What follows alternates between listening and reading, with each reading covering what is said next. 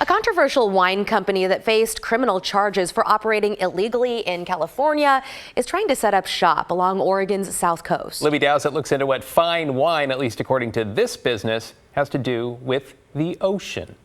The company known as Ocean Fathoms is going deep to capture people's attention. If you have a problem, start yanking on the rope.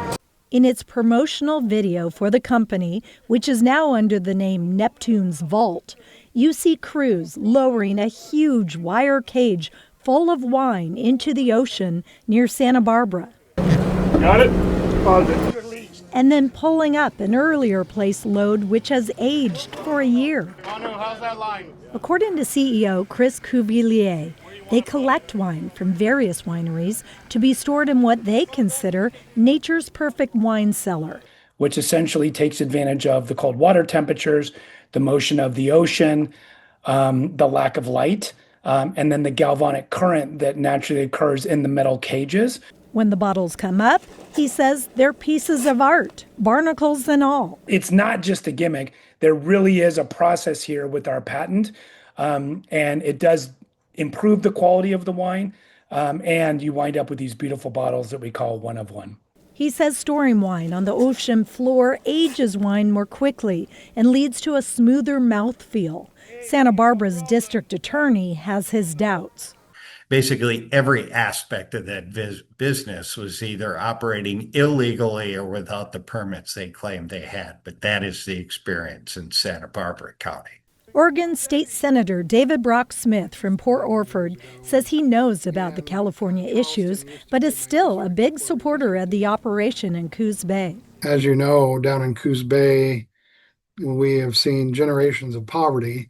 And so any type of economic development or any type of situation, especially Ocean Fathoms, that's so unique, is that brings business and industry to Coos Bay. The Coos Bay mayor is all for it, too, even though some of his newsletter readers have questioned potential damage to the environment. I'm also confident in the agencies that we have that will do their research and due diligence. And as you stated, maybe it's taken a little bit longer for Ocean Fathoms to get located here as quickly as they'd like. But I think it's also very prudent that we go through that process to make sure things are done properly. Ocean Fathoms claims to be taking every step to make sure the operation is environmentally sound, saying they're still awaiting permits and the go-ahead from a number of government agencies and a federal consistency review. It's a 4x4 by 4 foot metal cage. We liken it as a big crab trap filled with wine, but a lot of the agencies, both federal and state, are treating us like big oil or a big wind project. And so it's taken quite a long time. Meantime, the company is reaching out to researchers in Oregon to study the effects of ocean currents on wine and spirits. We're just very transparent that we don't know exactly why. We just know it works. And now it's our job, in order to go lead the category, is make sure we're doing the science behind it. Santa Barbara's DA is still skeptical. The fact that there is marine life being removed from the ocean attached to the wine you're drinking, and you want to spend several hundreds of dollars for it. I guess my advice would be buyer beware.